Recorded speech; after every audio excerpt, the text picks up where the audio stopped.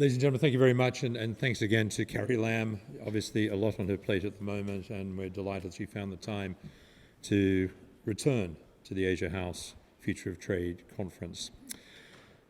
To our first panel now, and the global trading architecture is in the midst of dramatic changes, and at the core of this is the trade conflict between the US and China. There's little doubt that this is inflicting damage to the global economy.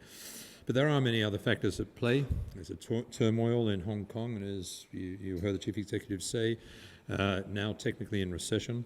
Two of Asia's biggest economies, Japan and South Korea, are locked in a trade war. There's Brexit, the UK's decision to leave the EU, and overnight the UK decided to hold an election on December 12. Our chairman was woken in the middle of the night with that news as a member of the House of Lords. The fractious relationship between the US and Europe is another factor at play here, and of course the demand for reform of the WTO. They're just a few of the issues with which we are grappling. There are also increasing fears, increasing talk that we may be headed to a global recession. So the outlook is confusing and concerning. So how's this going to play out? So I'd like to welcome to the stage my first panel. Ambassador Robert Holleyman, who's President and CEO, Crowell and Mooring International, and a former US Deputy Trade Representative. Iris Pang, Economist, Greater China at ING Bank. And Ruth Herkes, former State Secretary at the German Federal Ministry for Economic Affairs and Energy. And Alicia Garcia Herrero, Chief Economist at Asia Pacific NATIXIS. Please welcome my guest to the stage.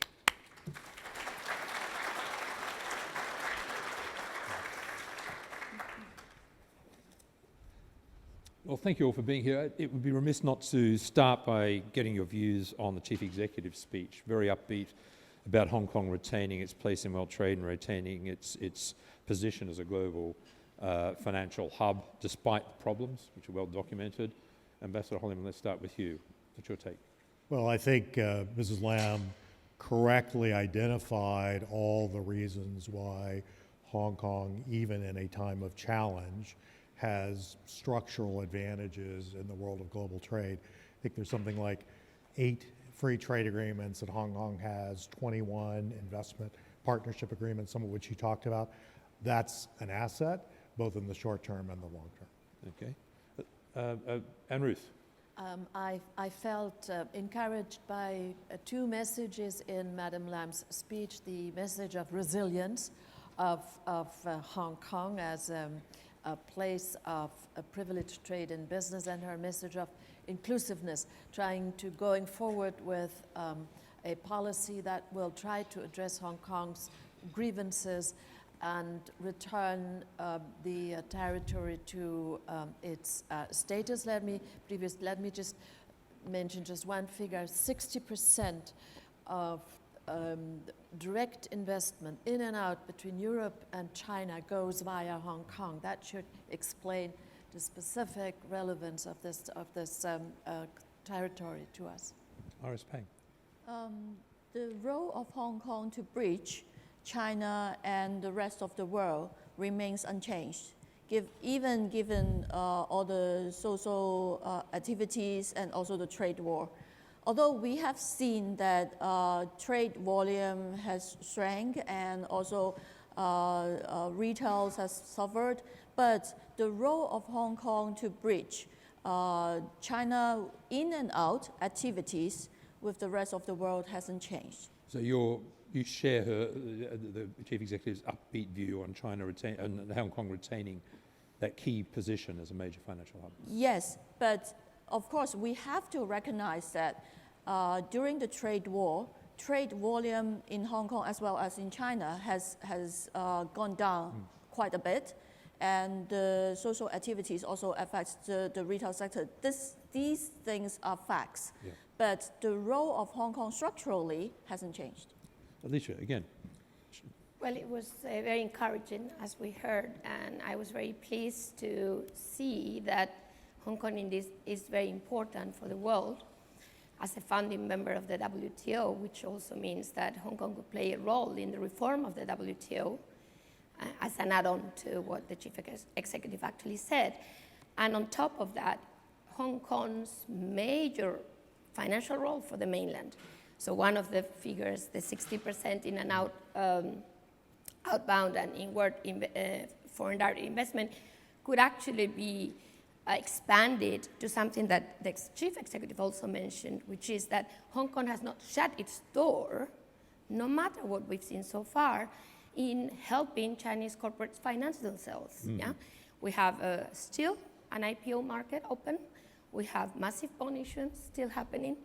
And that means that Hong Kong continues to be very important as an offshore financial center for the mainland and the rest of the world.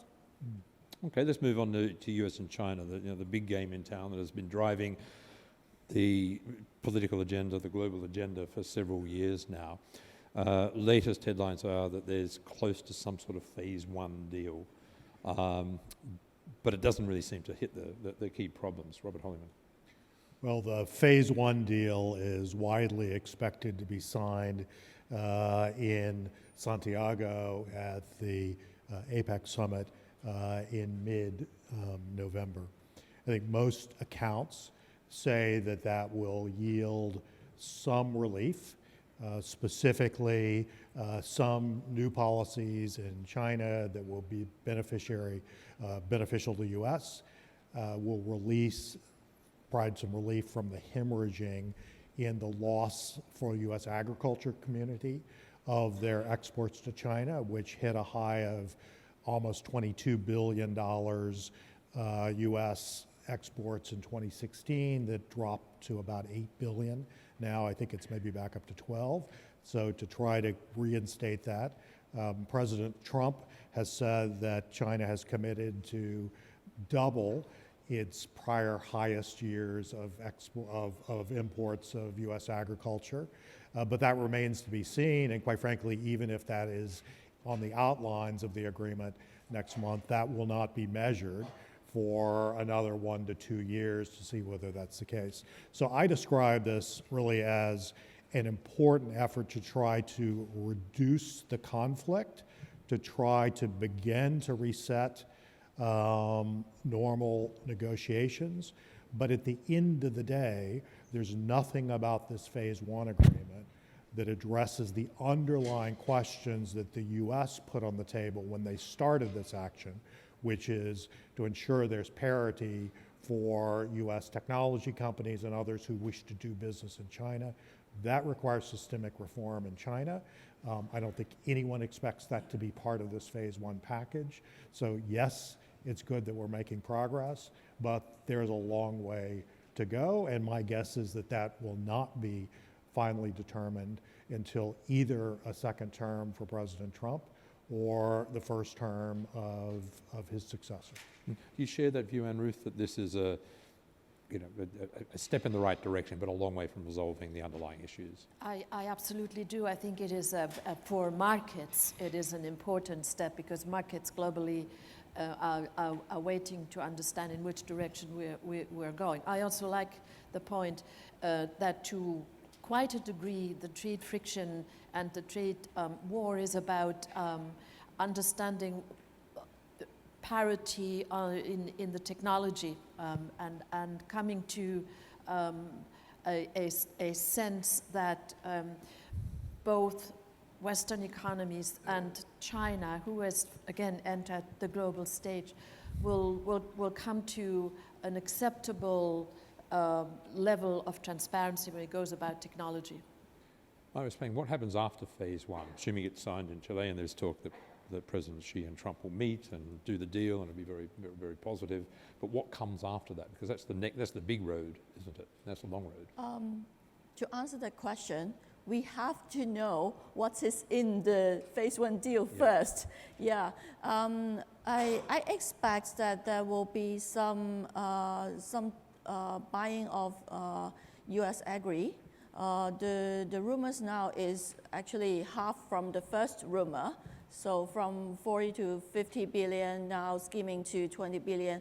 I am not sure about the exact amount in the phase one deal, but it could be even smaller than that because I expect the phase one deal to be really mini. And then the question will depend on whether China can successfully persuade U.S. to not only defer the December tariffs, but totally withdraw December scheduled tariffs. This is very important because it means that if it is deferred, it means that there will be a comeback later. And if it is withdrawn, then we are more confident that the progress is positive. And so if you ask me what's the next phase after the phase 1 deal, I would say that it will be continued negotiation. But as it comes closer to the US presidential election in November next year, it will be even tougher to negotiate because China wants more chips on the table to take advantage of the US presidential election. So I would say that China may, this time not US, China may flip-flop on the partial agreement, and US may have to give in a little bit on that. Okay. Alicia, your take on this, again, lots of positive noises around phase 1, but it is, as I described earlier, the sort of low-hanging fruit, the easy bits of a trade conflict. I would just call it a painkiller. And painkiller is fine if you have a headache, something happened to you, and it's going to go away. But if you have a serious illness, a painkiller is not going to help you. No. And I do think we are in the latter scenario. We have a serious illness. So we're all talking about basically peanuts. Yeah. Okay. The tariffs that we've seen so far are much bigger than the discussion. The exempted goods are really small account. It's basically for the US not to see impact on consumer goods, mainly on agro. China's accommodating that, expecting more, as Iris was saying. But we know for a fact that many other things are happening in the opposite direction, i.e. export licenses. Yeah, we see many more constraints for China to import sensitive technology, i.e. technology. Yes. Let's not even focus on sensitive. Yeah. We also see risks of financial decoupling. We hear about issues with IPOs. We hear about issues with pension funds in the US buying certain Chinese underlying, and even hearing maybe any Chinese underlying. So we can spend the day talking about the painkiller, but the reality is that there's much more happening outside of the deal. We're not hearing about subsidies at all anymore from China's side. So I guess the thing is, who is in the market? I mean, I work in a bank. I mean, calm down. We'll keep on talking. But that's only a market signal. Yes. We all know that this is structural. Yes. And that much more is going to happen. And thus, I'm not so positive on the ultimate outcome. Yeah. I mean, this is a very good point, isn't it? The core of this is technology. It's IP and it's alleged forced technology transfer, and the Huawei situation being, the poster child for the dispute, in a sense, for want of a better term.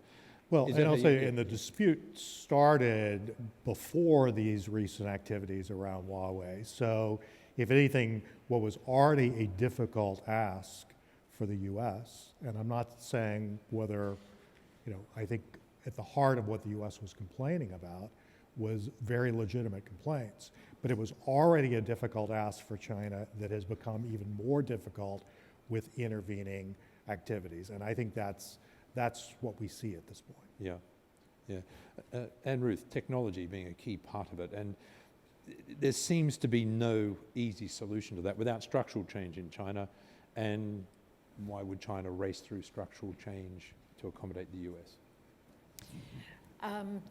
China, just like any other economy and country, needs foreign markets to export to, and it needs foreign trading partners to supply the goods, be it energy, be it agro products, be it cooperation on tech from the rest of the world. Although China is a huge domestic market, we see and we continue to see that foreign investment is important and that Chinese exports are important. So let's say on the Huawei case, everybody knows the German Chancellor, for instance, has taken quite a striking decision, which I think was fairly reasonable in the way that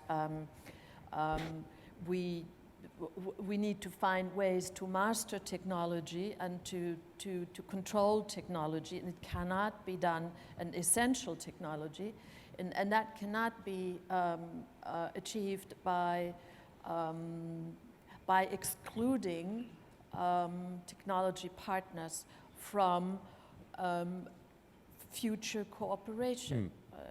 I think in particular in the case of China, engagement is important and transparency is important, and occasionally also showing a leap of faith. And that's the position that the German Chancellor has taken. Indeed. And why it has become a bit of a touchstone for tensions between the US and Europe and the UK. Yeah.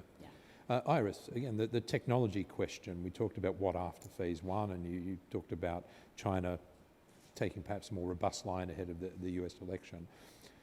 But do you see any pathway to resolving some of the fundamental disputes on technology? So if we are talking about forced technology transfer, there is already a news from Minister of Commerce in China to release a new policy on this front. So there is progress, I think. But of course, these are baby steps.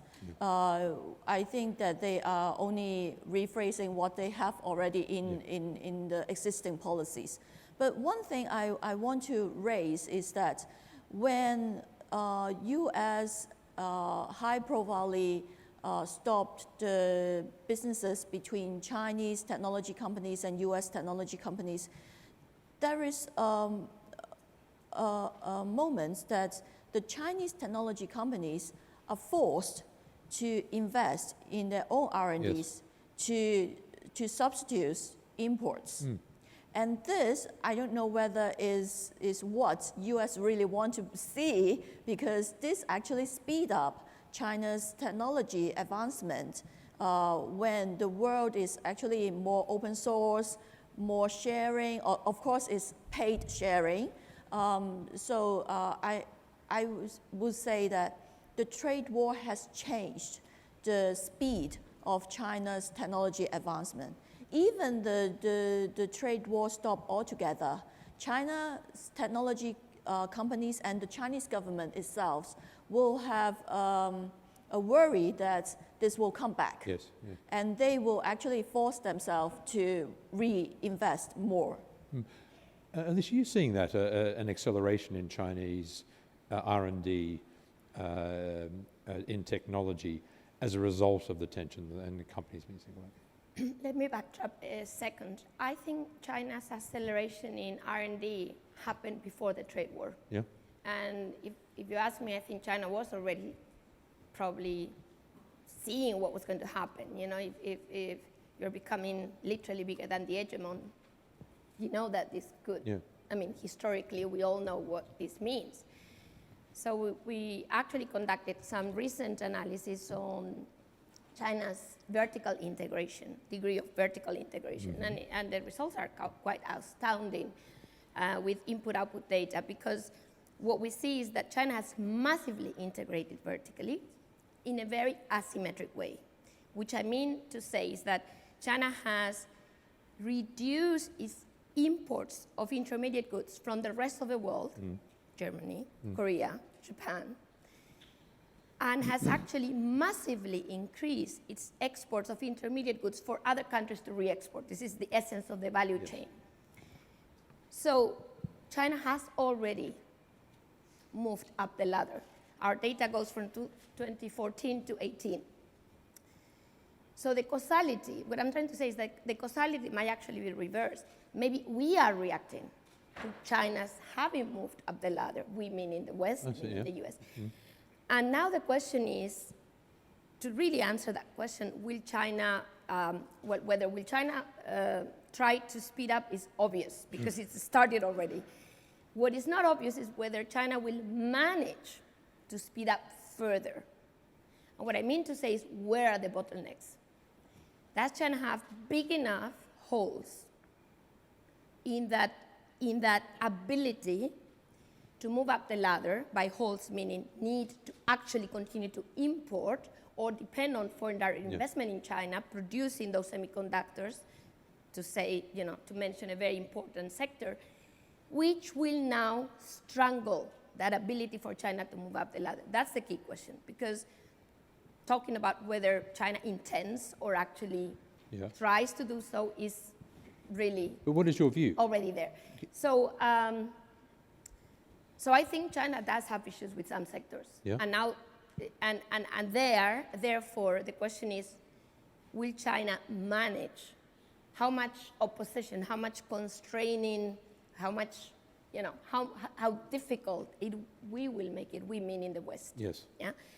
And that's the key issue. That's the key issue, because China's policies are obviously the ones that everybody would try to do in China's circumstances. Yeah. That's, that's what I would do myself. Yeah. But will it manage? I don't have an answer. Okay. I don't have an answer to that question, Okay. because it's really game theory here, Yeah, it is. Yeah. Robert, one thing that struck me in my meetings in Washington with various officials from both sides of the political spectrum is the very robust anti-China, we're worried about China language. Regardless of what happens in the election, it's my take from my discussions with officials that this, best described, I guess, as the anti-China, aggressive view on China position is going to remain for a decade, maybe longer. Is that your take? Yeah, that is my sense. I think there's a new normal in the United States. I think that the problems with China, which have long been manifest, have been capitalized on by those who see the giant economic power of China, a system in dealing with its citizenry that's very different from the US, and have used that to talk about a structural, long-term, different approaches in the sort of two leading objectives in the world, and have used that as a tool. But even if that rhetoric declines, I think you're going to find two things happening. One is that whatever sort of deal is reached between the US and China, the only enforcement mechanism for that is going to be a reinstitution of tariffs. So that in prior years, particularly with Republicans in Congress, would have been viewed as impossible to do. But the president, as a Republican, has brought Republicans around to that as a tool. So I think it is unlikely that any future president will unilaterally take off the table the institution or reinstitution of tariffs. So that threat's going to be hanging. I think the second thing is really this larger one that is also tied up into the challenges around the World Trade Organization, which is there were a set of expectations around opening up the Chinese system when China came into the WTO that have not been met. You now have the second largest economy that has a system of subsidies and a system that works in its perception well for its economy, but that has distortions, including areas like massive overproduction in steel and in aluminum that have massive dislocating effects in the EU and elsewhere. And we have to find a way to reconcile that. And so that is a factor, not the only factor driving the US discussion, but collectively it's why I don't see this going back to where we were before any time in the foreseeable future. Iris, let me come to you. There was a letter by a group of leading economists released a week or so ago, I don't know if you saw it, which suggested there needs to be a new way forward, that the linear conflict between the US and China is just not going to resolve itself. I don't know if you saw that. I had a brief look at it. But does the model need to change? Does the model of engagement between the US and China need to change? And does the order, do we have to accept that that is going to change? I would say that the world has changed from a unilateral leader to a more multilateral. So if you ask me whether the economic relationship between the two biggest countries or the political power between the two biggest countries will change, I would say that it is not about it is not really about change. Change is happening already. It's how it will be changed. And I like the idea that the two will reconcile. And I see that China is actually avoiding to be the only global leader in terms of economic and also political powers. So China is actually avoiding to be, in Chinese, there is a phrase said that if you are the bird that stands out, you'll be shot. So China is not going to be too stand out, Yeah. and then not to be really attacked by the others. And if we want to look at the European perspective in this, because of the robust position of the US and China and the likelihood of that existing, that is at odds with many of the noises coming out of Europe, especially out of Germany. So does this cause a more fractious relationship between Europe and the US? I'll come to that in a second. I just wanted to endorse what the previous speaker said, namely that China doesn't want to be the only leader in the world or in the world's economy. This is so important because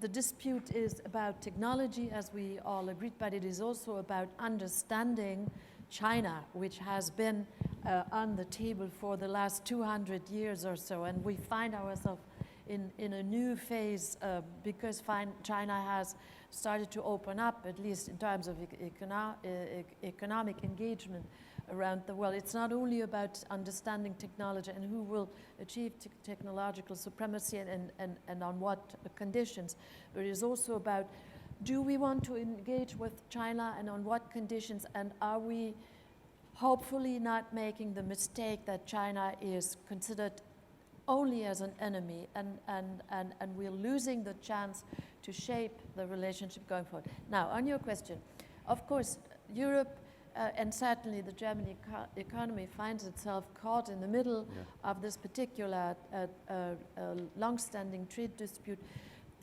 For us, China is the biggest export market and the biggest investment place, and likewise, economic and investment trade relations with the United States are of huge importance. So we want to see this, you could say, old-fashioned way of dealing with trade issues come to a resolution and an accommodation that should take place. And we've tried to sound reasonable in terms of taking the economic and trade relationship forward. The Commission in Brussels and the EU Council obviously have labeled the relationship between China and Europe as a systemic competition at the expense of seeing ways of collaborating. My government has been more conciliatory as we feel the Chinese market, the Chinese economy, the many areas of deep engagement and of deep interconnectedness are too important to sacrifice them on the altar of an old-fashioned way of dealing with trade issues.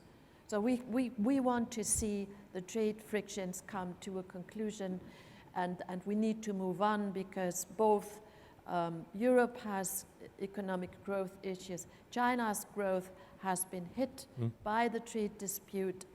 We've heard previously Carrie Lam mentioned the IMF's rather negative outlook on world growth. We come to the view, I think we've come to the consensus that we haven't really finished up dealing successfully with the 2008 financial crisis. We can actually not afford more stagnation. The rise of the losing consensus, the social and political consensus, we've seen this. We're seeing it in Hong Kong. We saw it in one European country until quite recently.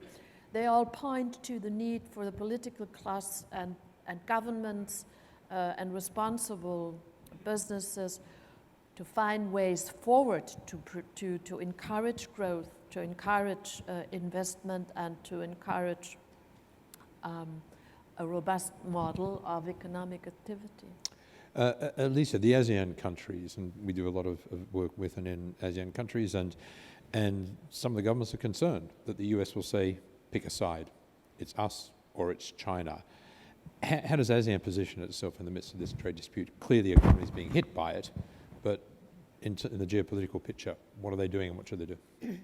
So I guess Asia is following Germany's well-known realpolitik, and everybody's there. Everybody's trying very hard to, keep the balance. Yes.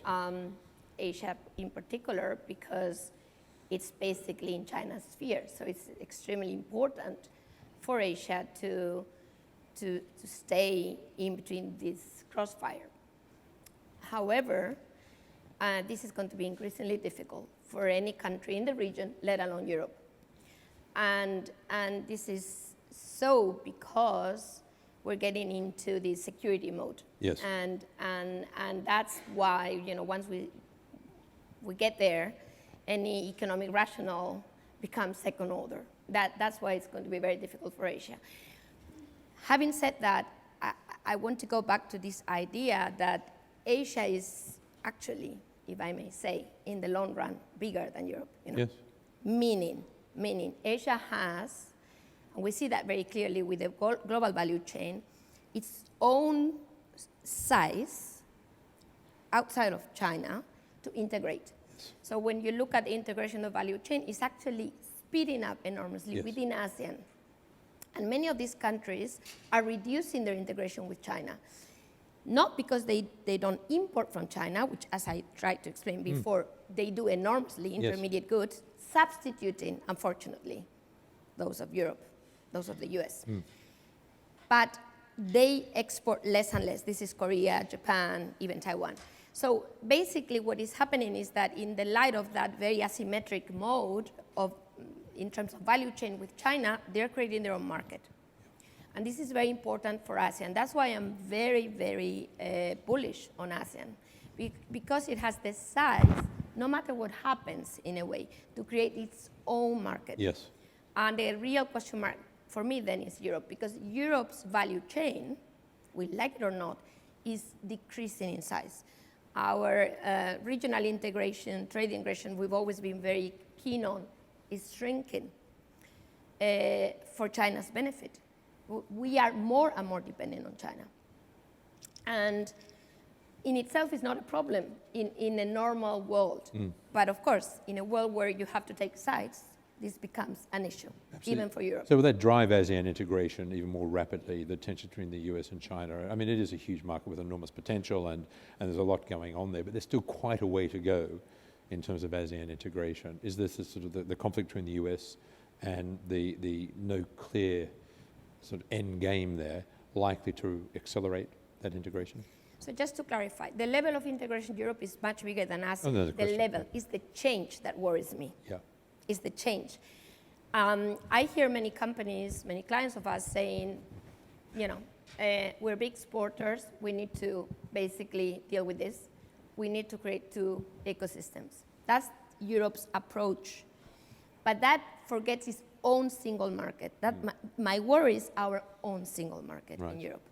How are we going to deal with these tensions?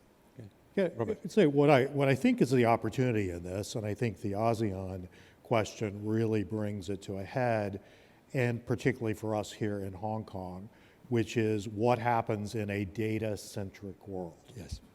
And that's the biggest driver of the new discussions around trade, because every company is now a data-driven company.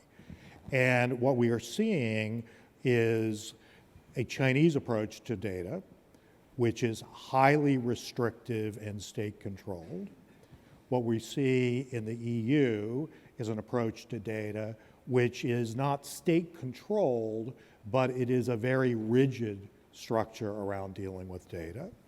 We see in ASEAN that that the approach is largely open, with the rules yet to be written, particularly around protection of personal privacy.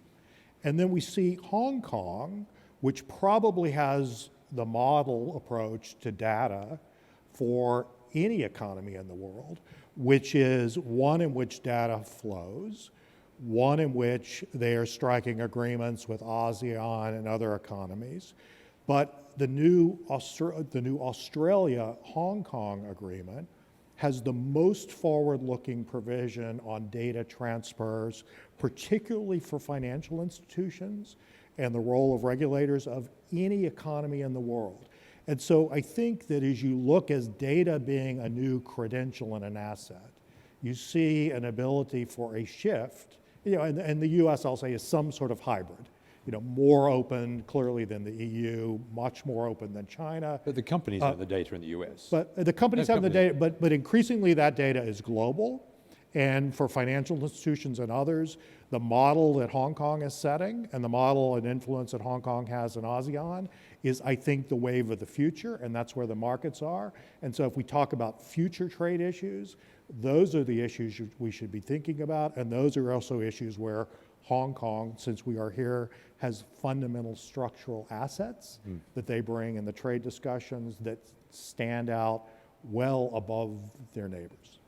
Iris, I want to come to you on data, because it is a key part of the future of trade.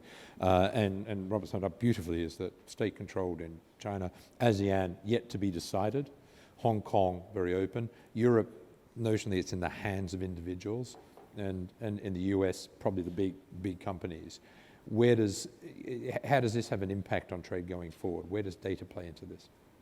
I believe that, first of all, I do not very agree with China is state-controlled. Okay. Partially, yes, especially on the commodity side, commodity sector. But partially, no. For example, when we talk about the technology companies, most of them are actually private companies that grow by themselves. So when we talk about China trade, Hong Kong, I would say that we do not really rely on trade data. We rely more on how trade is flow, and for this, it is more about in nowadays world is more about political issues rather than businesses desire to do businesses with the other country. So I would say that the market will determine how trade will flows in the future. Okay.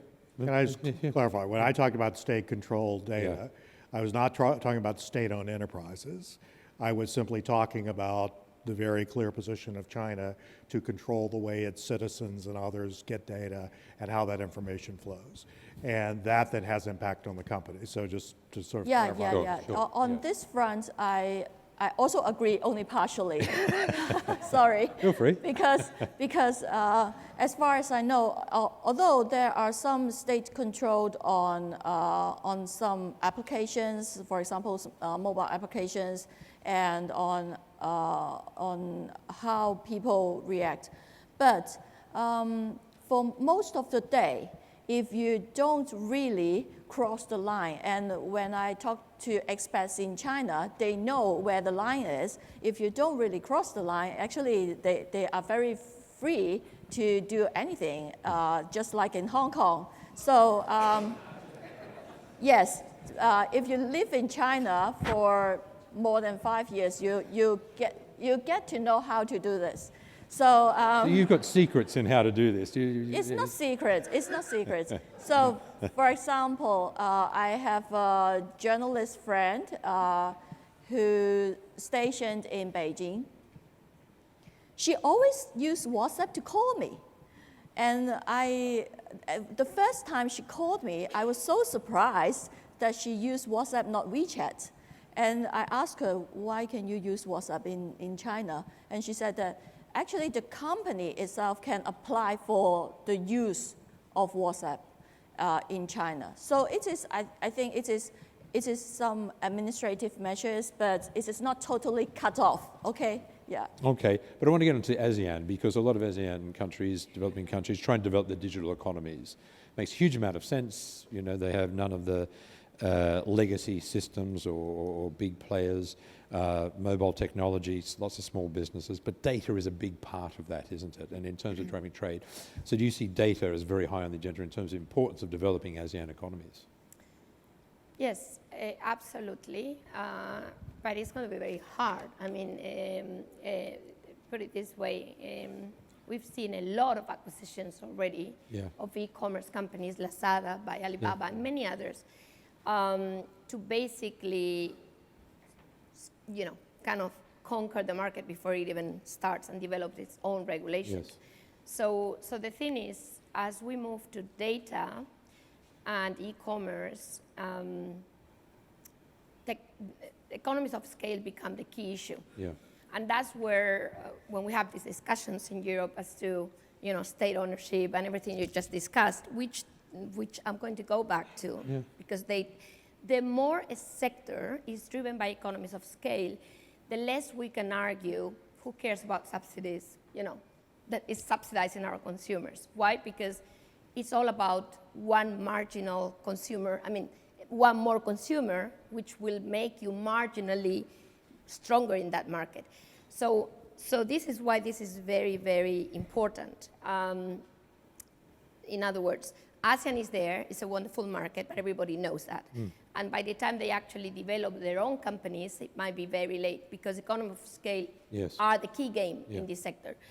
And that's why this is a two hegemon type sector. This is why Europe is having difficulties, because eventually we are so far 28 countries. And this really shows how difficult it is if you don't have a truly single market to develop this platform. So this is true for Europe, this is true for ASEAN.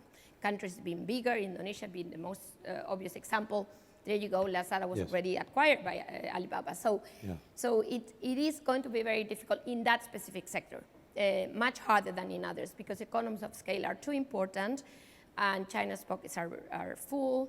And not disagreeing too much with Iris, because we've known each other for a long time, but when pockets are full, whether it's state-owned or not, and economies of scale are so important, you know, it's quite easy to read that market. That's what's happening in ASEAN, and that's what's happening in Europe too. Yeah. Okay. Frankly. I do want to open up the questions to the audience, so I'll invite you to jump into the conversation. Just put your hand in the air and we'll bring around a microphone, name and organization if you wouldn't mind. But just before I get to that, so many other things on the trade front. Let's just briefly touch on Japan-South Korea trade war, which I think in any other environment would be a much bigger story. It'd be, in my journalist terms, a front page story. Absolutely. And it's sort of buried because there's so much else going on. But that is a significant, that's really significant in changing supply chains, and will have a huge impact on global trade. Well, and that sort of trade conflict between Japan and South Korea is quickly moving. I mean, it essentially all started in July of this year by Japan, arguably in response to a South Korean court case around wartime forced labor, that then led to Japan unilaterally imposing a series of export controls and license requirements for components that would be needed in South Korea to build screens and semiconductors. That kind of spiraled to Japan taking South Korea off of its white list, essentially saying that export controls would be required for a large number of products. That has led to some responses from Korea, including some very significant complaints filed in the World Trade Organization that say that Japan was doing this in violation of its commitments. The two sides have met. They've not been able to resolve this. It's unclear how it will proceed in the WTO. Japan is relying on what I describe as the get out of jail for free exception in the WTO, which the WTO basically says that you're restricted on how you can deal with trade regimes and your trade obligations unless you perceive it's an issue of your own country's national security, in which case you can then do almost everything, anything. And so the question is, can the parties resolve this? Can other economies, companies who are very disrupted by these supply chains challenges, can we lower the temperature? Can we have a discussion of the underlying issues and find a resolution? That's imperative to do, and absolutely right. If this was in a world 3 years ago, before the US-China trade dispute was so big and some of the others, this would be front page news, and we should not overlook the consequences of this added on to the other disruptions that we're seeing. Alicia, how are your clients positioning themselves in this dispute? Well, I think this dispute, I fully agree, is very important. What it's really showing is that the world is going to move, if you're big enough, China, maybe the US is big enough, but let me go on with this. You're going to integrate vertically. If you are the US, if you're China, you have two things. You're big enough, and you have a massive dispersion of wages by which you can produce anything on earth except commodities, and therefore you can integrate vertically. So there you go, you become close to self-reliant. The US doesn't need to do that, and it might be harder to do that because there's more wage homogeneity. So the US will, and is already, signing FTAs with Europe too, which has enough clauses to protect you in any way possible from the rest of the world. So basically you create kind of a protected environment for you to integrate regionally, and regionally doesn't have to be close, be anywhere, as long as it belongs to your ecosystem. So I think that's where we're heading, and therefore Korea and Japan is really concerning to me, because I thought they would have belonged to the same ecosystem. So like, what are they doing, you know? Are they thinking, what are the consequences of their actions now? And this means that this model of ecosystems can be very fragile, because you think you have a partner with which you've signed a wonderful free trade agreement that has protected you in many ways. In Europe, we even have green in the Mercosur deal recently. Everything that kind of, even frankly speaking, goes all the way to your values, That's your environment. But how do you keep that? Because there are other contenders for those free trade areas. Rules of origin being key in the new world, absolutely key in the new world. So I think that's where we're heading. China is probably the only one that can fully integrate vertically if the holes I was talking about before are not big enough. That's the key question. Let me just add one point, because I'm happy to elaborate in the Q&As, but we've talked about all the trade tensions that are happening because they're forefront in the news. But what I think we're now touching upon are also the fact that there are more free trade agreements and regional trade agreements being struck than any other time in history. So if you look at the Comprehensive and Progressive Trans-Pacific Partnership Agreement, which is the most progressive trade agreement that's been adopted, including like areas, that's in place. The EU has struck agreements with Japan, Canada. So what's happening is that while the US is now sort of pulling back from trade agreements, we left the TPP, and initiating these tariffs, you really have sort of a tale of two cities, or of two economies, which is the US has pulled back, but in fact we have more free trade agreements being negotiated among more countries than in any other time in human history.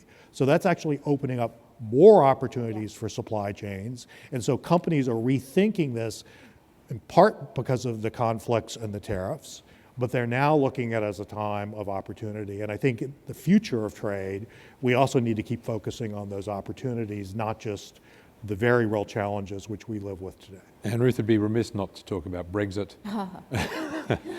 which, if you live in the UK, is all one ever talks about. UK election, the decision, the EU has backed the decision to extend the period to January.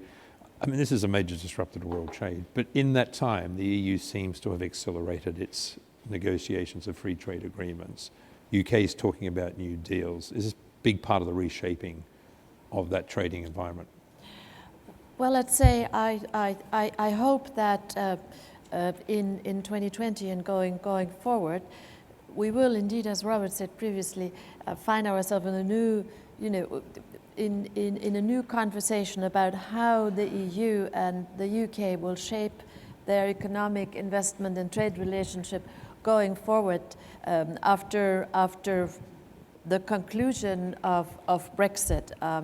At least it seems that now we have agreed on the way forward, and January 31st next year maybe is the first date of the new phase. It's time to leap forward. It is absolutely time to understand what the legal deal is going to be, what the future relationship between the EU's domestic internal market and the British economy will be. So let's hope that the current extended hand by the EU means that the elections in the UK will produce a meaningful and sustainable result, and that we can then move toward, at last, jump at the head of the curve and start shaping that future relationship. I'm equally keen to, because Robert said was important in terms of, there's lots of positive news in the global trade system. Many trade agreements have been concluded. The EU has been an active partner in this. I want to understand a bit more about the Regional Comprehensive Economic Partnership. There has been a lot of noise in the system in terms of the, and I like Alicia being so positive about ASEAN being productive and actually integrating. ASEAN has been and will continue to be for the EU a key partner in shaping supply chains going forward, in improving, increasing, intensifying trade and investment, and hopefully all of that will contribute to calm markets and help markets understand that the volatility in the global economy perhaps will phase out soon. Okay, let's open it up now to questions again. Please just put your hand in the air. There's one gentleman down there, please. And then we'll come to you, madam. So.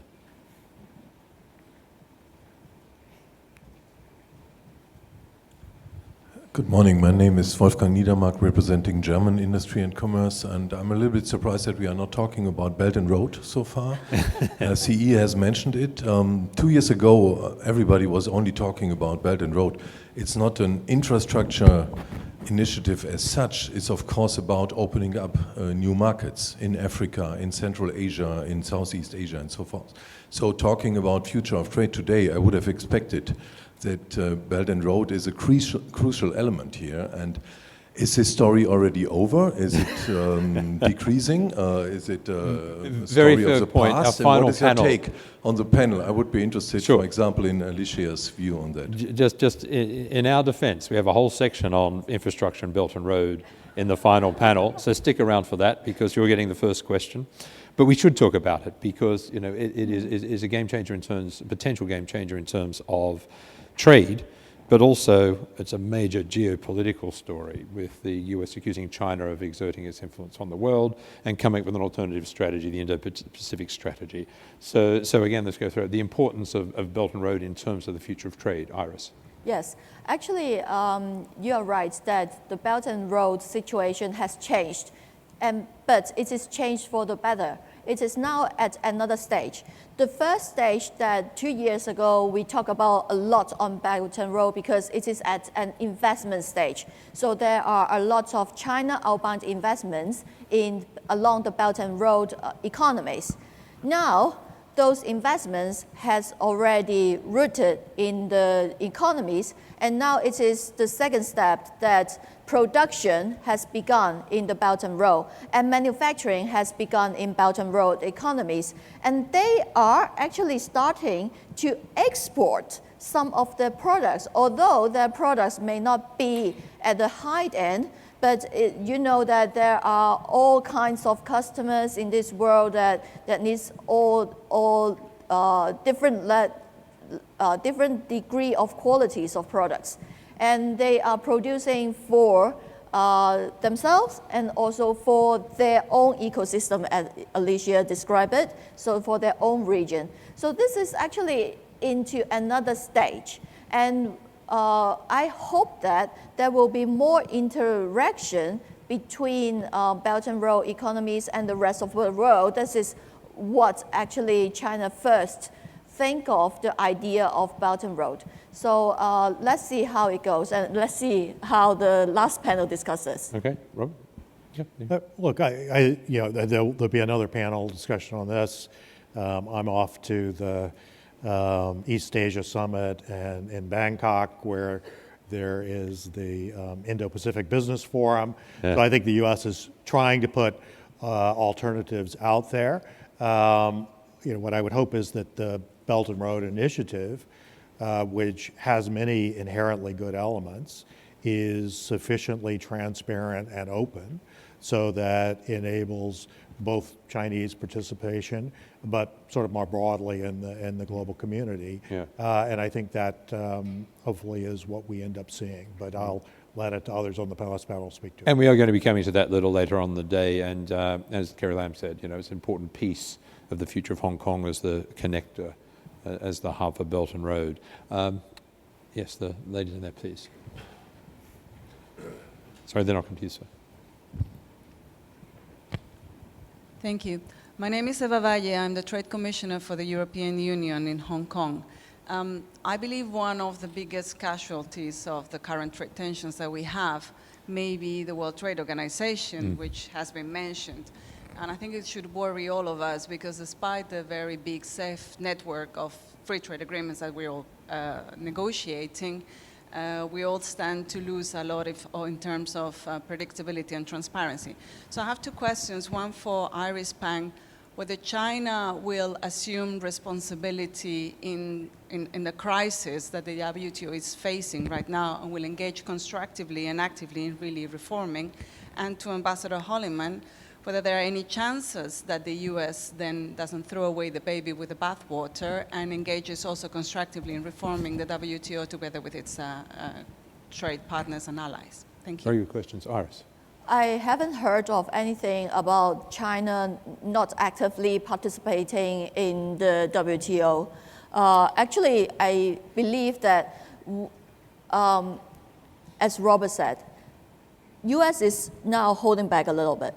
It gives actually more rooms for China to maybe participate actively in WTO. But as I've said, China doesn't want to be the single leader in the world, even in some of these international organizations.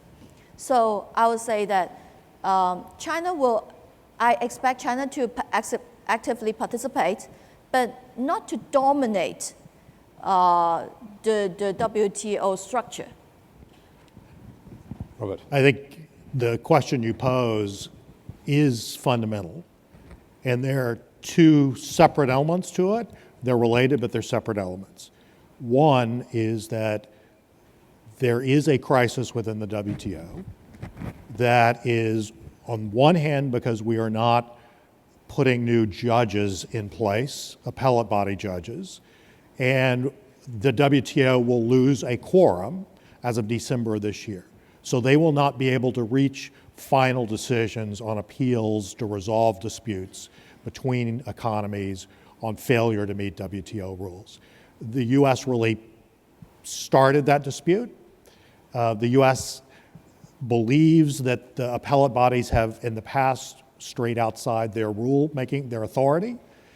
And there are groups to try to resolve the question, but the US has not put on the table exactly what the US would like to see to do. So yes, a portion of the WTO may actually become ineffective and inoperable as of December. And I'm not terribly optimistic that that's going to get resolved by then, although it has to be resolved long term. The second part, which is a structural issue within the WTO, is really China is front and center in that. China is an active participant in the WTO, as they should be, And there is widespread agreement, shared by the EU, by Japan, by the US and others, that the openness that was expected of the Chinese economy when they entered the WTO has not been fulfilled.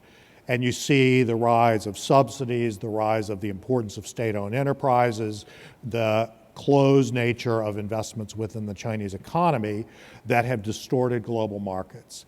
And to get that issue addressed in the WTO, it has to require unanimity, including China's willingness to lead in reforming the WTO rules. They know they need to do that. Obviously, they are reluctant to engage in that discussion because it requires a series of new commitments. But that is long-term, even after we get past the judges issue, that's going to be necessary. Otherwise, you will see the US and other economies saying we have to take things outside of the WTO because the WTO rules are inadequate to address some of the biggest trade frictions that exist today. Okay. Let's see, question over there, sir.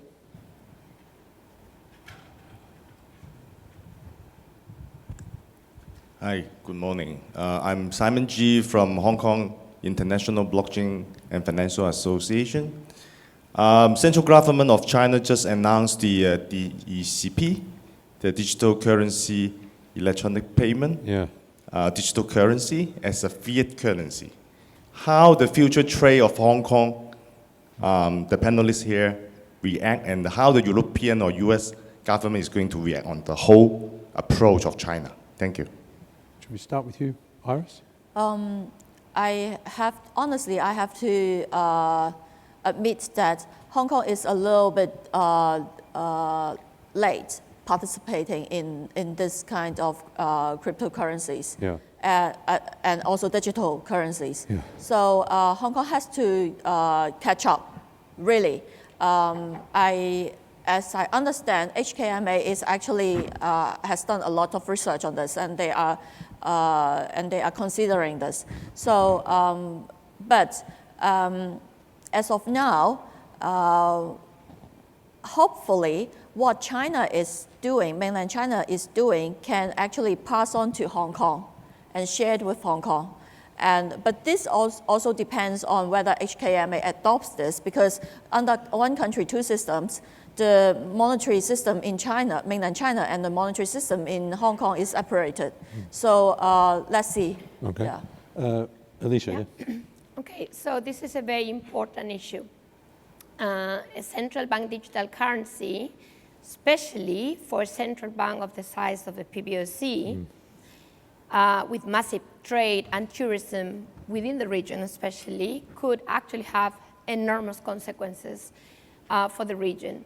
Hong Kong is a question mark because you basically can't impose and this is of course very well known for any dollarized economy in the world. There's two ways in which you can renminbize Asia. One is basically naturally, but there's a limit to the acceptance of that currency, digital or not. And the other way is for countries to accept the renminbi as a legal tender. So basically, and of course, if you have a digital currency, this can happen much faster because it's not bulky. And therefore, the question is, which countries in Asia would be willing or induced, if I may say, to do so? Those with massive inflow of either tourists, which may actually have the trade-off of if I don't accept it, I may lose part of this business. So basically, I think some Asian countries will be in this conundrum of, do I accept the renminbi as for payments? I'm talking about payments, because at the end of the day, the renminbi is not a convertible currency. So, there's a limit to how much you can do. But it is very important. It's really the cross-border role of the renminbi that we're talking here. And it has implications for trade, indeed. Yeah. Okay. I'm afraid we're out of time. In fact, we've run over time. I'm sorry. I know there were some more questions. Apologies. But we covered a huge amount of ground here. much more to say. After the break, we're going to do a tech panel, a fintech panel, where blockchain certainly and cryptocurrencies, stablecoin, will be a core piece of the discussion. And then a final panel will be on infrastructure. We'll be looking primarily at Belt and Road and the advances made in Belt and Road in the last couple of years. And we'll conclude the session with a keynote speech by Lord Stephen Green, our chairman, looking at the big picture, Asia in the new world. So, look, thank you for being here, but please join me in thanking my guests, Robert Holleyman, and Ruth Herkes, to Iris Pang, and Alicia Garcia Herrero. Thank you very much.